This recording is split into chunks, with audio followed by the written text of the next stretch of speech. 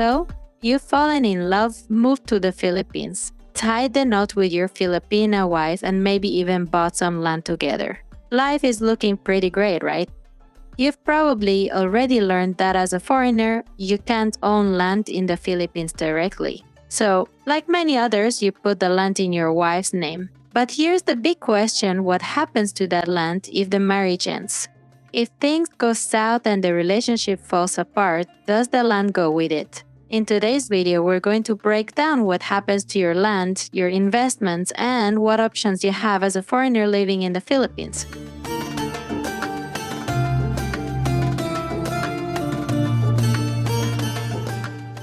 First things first, let's be clear under Philippine law. Foreigners cannot directly own land. That means if you're married to a Filipina, any land you purchase has to be in her name. You might be thinking, okay, but it's our land, right? Well, not exactly. If your wife's name is on the title, legally speaking, she's the owner of that land. And in the unfortunate event of a breakup, this is where things can get tricky. So, what happens if your marriage doesn't work out? Unfortunately, because the land is in her name, it legally stays with your wife. The property doesn't automatically get split or transferred to you just because you helped pay for it. This might be a harsh reality for some, but the law is clear. As a foreigner, you have no legal claim to the land, even if your hard-earned money went into purchasing it.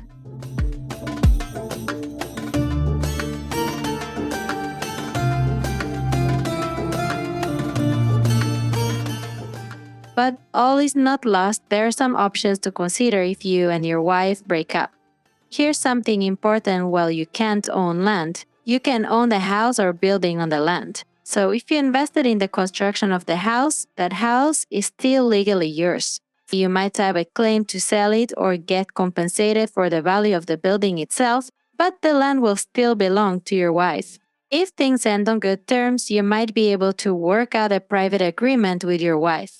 In some cases, the couple agrees to sell the land and split the proceeds, but remember, that's entirely dependent on the willingness of both parties. Another option is to protect yourself from the start with a prenuptial agreement. While it won't allow you to own land directly, a prenup can establish how assets like houses, businesses, or investments are handled in the event of a breakup. It can give you some security, especially if you're contributing financially. If you're worried about the land situation, some foreigners opt to lease the land instead.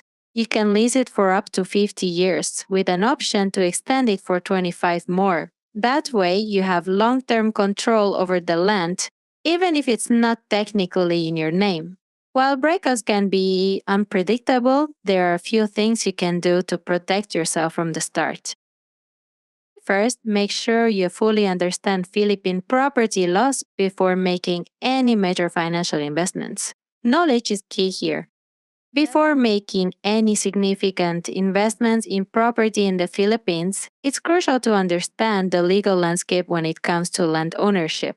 The laws here are unique compared to many Western countries, so let's break down the key points.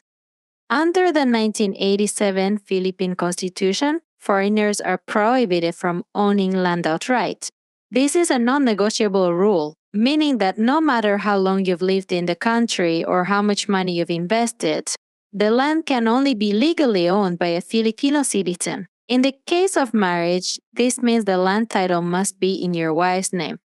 The land title will be solely under your Filipino spouse's name, which gives her full legal ownership, even if you contributed all or most of the money to purchase the land.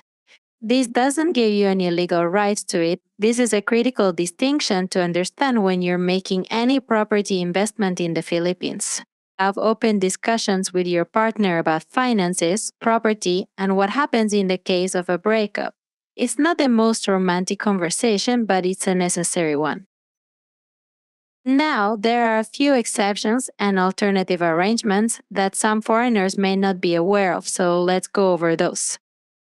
While foreigners can't own land, they are allowed to own condominium units. The Philippine Condominium Act allows foreigners to own up to 40% of the units in a condo building, while the remaining 60% must be owned by Filipino citizens.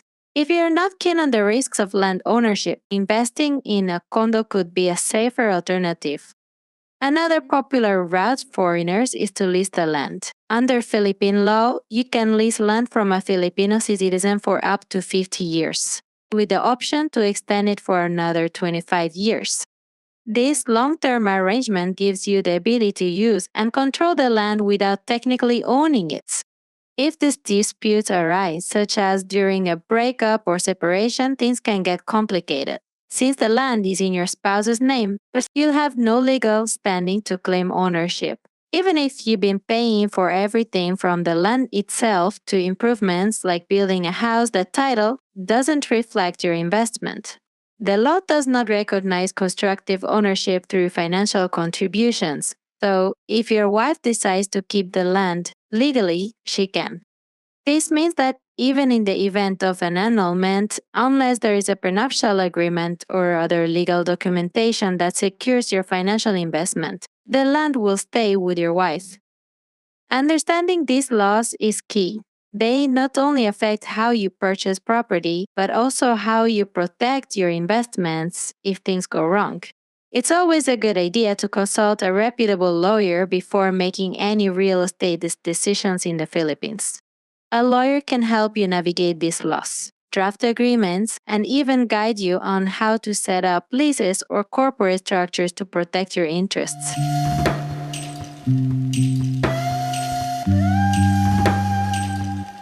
To wrap things up, it's important to remember that as a foreigner in the Philippines, land ownership is always going to be a bit of a challenge. But with the right planning, legal advice, and open communication, you can still protect your investments and enjoy your life here. If you found this video helpful, don't forget to like, subscribe, and hit that notification bell for more expat tips. See you in the next video and stay informed out there. Oh, you're still here? Thanks for watching to the very end. YouTube thinks you will like watching this video next. So why not give it a try?